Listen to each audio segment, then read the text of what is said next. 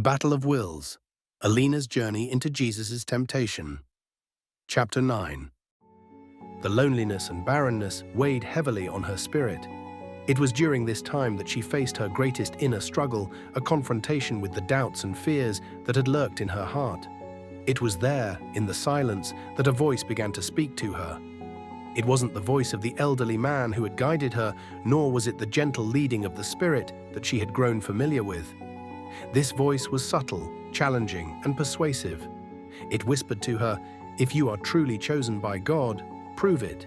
Show your worth, or else how will anyone believe you?" Alina felt the weight of the words press upon her. Could it be true?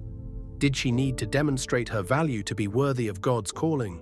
She recalled the stories of Jesus being tempted by the devil in the wilderness, how the adversary had used similar tactics to cast doubt on Jesus' identity as the Son of God. In that moment, she understood that this was not just a test of her strength, but a test of her faith. The voice continued, "Turn your struggle into something grand, something visible for all to see. Don't wait for God's timing. Take matters into your own hands." It reminded her of the temptation that Jesus faced when Satan urged him to turn stones into bread to satisfy his hunger.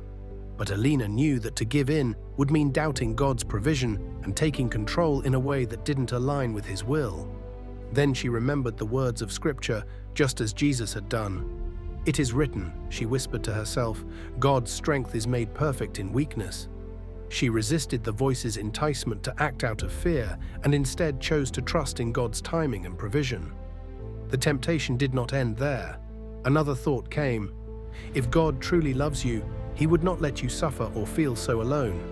Surely He would make everything easy for you if you were truly His child.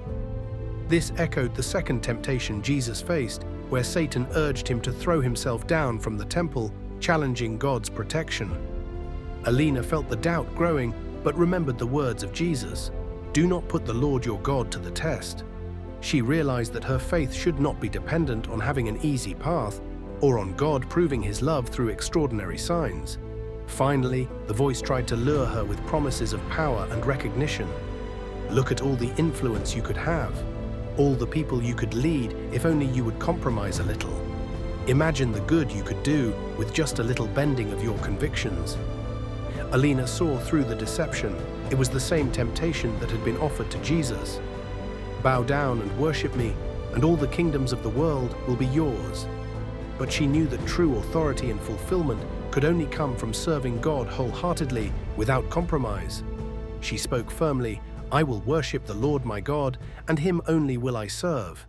In that moment, the oppressive atmosphere seemed to lift, and she felt a peace wash over her, much like the angels ministering to Jesus after His victory over temptation. Alina knew that this trial had not been just about resisting sin, but about affirming her identity as a child of God.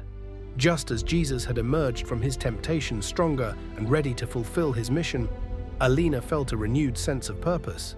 She knew now that even in moments of testing and wilderness, God was with her, guiding her steps and fortifying her spirit. With this newfound strength, Alina raised her eyes to the vast expanse of the night sky, where countless stars shimmered like scattered jewels on a velvet canvas.